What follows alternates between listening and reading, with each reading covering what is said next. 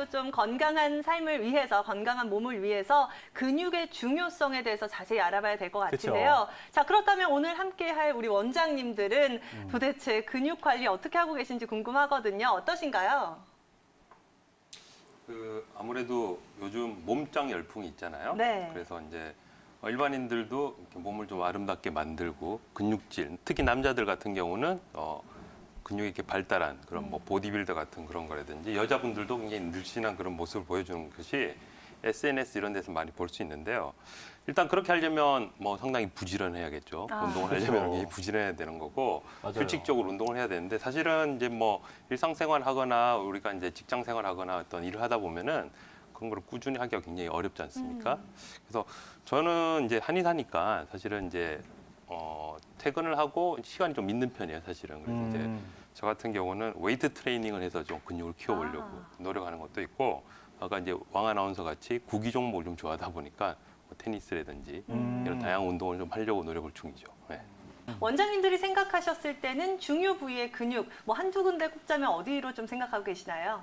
예, 저는 일단 뭐 코어 근육 이런 얘기 많이 들어보셨죠? 네. 코어 근육이 아까 이제 전 원장님이 얘기하셨듯이 골반하고 척추 쪽에 있는 근육을 얘기를 하거든요. 그렇죠. 그래서 코어 근육이 튼튼하다 이거는 어떻게 이해를 하시면 되냐면 우리는 이제 의사니까 그 통증 환자들이 많이 오지 않습니까, 병원에? 그래서 그렇죠. 허리가 아프다든지 뭐 다리가 땡긴다든지 무릎이 안 좋다든지 이런 환자들을 많이 보게 되는데 이런 환자들을 보면 이런 아까 코어 근육들이 많이 약해져 있는 것을 알 수가 있거든요. 그래서 이런 코어 근육들이 강화를 시키게 되면은 만성적인 요통이 많이 좋아진다든지 안 그러면은 이제 뭐 어깨라든지 이런 통증들이 많이 줄어드는 것을 알 수가 있습니다. 그래서 저는 의학적으로 봤을 때는 코어 근육이 굉장히 중요한 근육이다 이렇게 말씀드릴 수 있을 것 같습니다.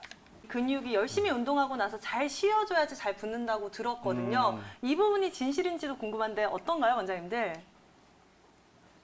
근육을 많이 네. 쓰게 되면 어쨌든 피로 물질이 많이 생성이 되거든요. 그래서 이제 뭐 우리가 운동을 과하게 한다든지 노동을 좀 심하게 했을 때 근육통이라고 몸살기 같은 게 생기지 않습니까? 그렇죠. 네. 그래서 그게 이제 시간이 지나면 해결이 되게 되는데 우리가 이제 운동을 적절히 하면은 이제 그 운동이 그때 이제 지난 시간 같이 노화를 좀 억제를 한다든지 안 그러면 인체의 활성을 이렇게 좋게 하는 역할을 하지만은 이런 근육의 피로 물질들이 많이 쌓이게 되면 아무래도 몸에 어떤 손상을 좀 줄 수가 있습니다. 그래서 운동이나 노동을 좀 과하게 했을 때는 당연히 충분한 기간 쉬는 게 좋고요. 만약에 이제 그런 게 조금 잘 풀리지 않는다라고 하면 당연히 의학적인 도움을 좀 받는 게 좋겠죠. 네. 이 대사증후군 단순히 비만하다, 살이 찐다라는 일차적인 문제 이외에도 꼭 치료를 해야만 하는 이유가 있을 것 같거든요. 어디서 찾아보면 좋을까요?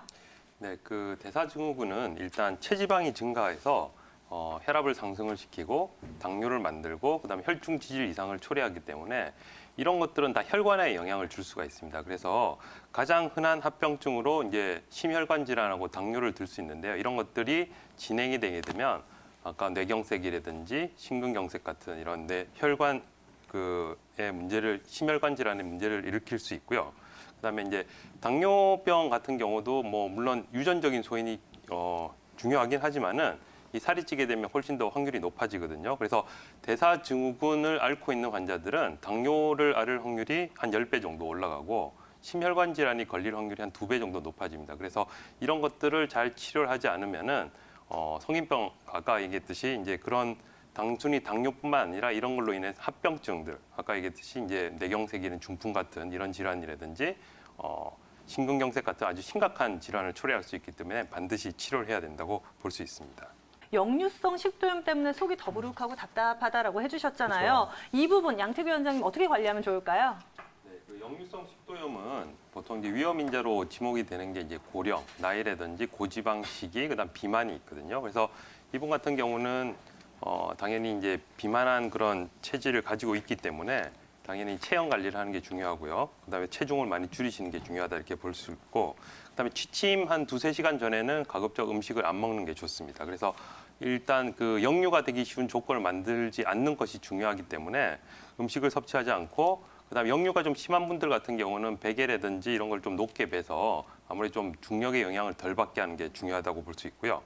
그다음에 이제 과음을 한다든지 기름진 음식을 먹게 되면은 훨씬 역류성 식도염이 잘 생깁니다. 그리고 이 환자분 같이 이제 커피를 드신다고 했는데 커피도 자기 전에 마시면 역류성 식도염의 흔한 원인이 될 수가 있거든요. 그래서 이런 것도 조심하시는 게 좋고 젊은 분들 같은 경우는 몸에 너무 꽉 끼는 옷차림 같은 경우도 마찬가지로 복압을 상승을 시켜서 역류성 식도염이 원인이 될 수 있기 때문에 이런 것도 조심하시는 게 좋습니다.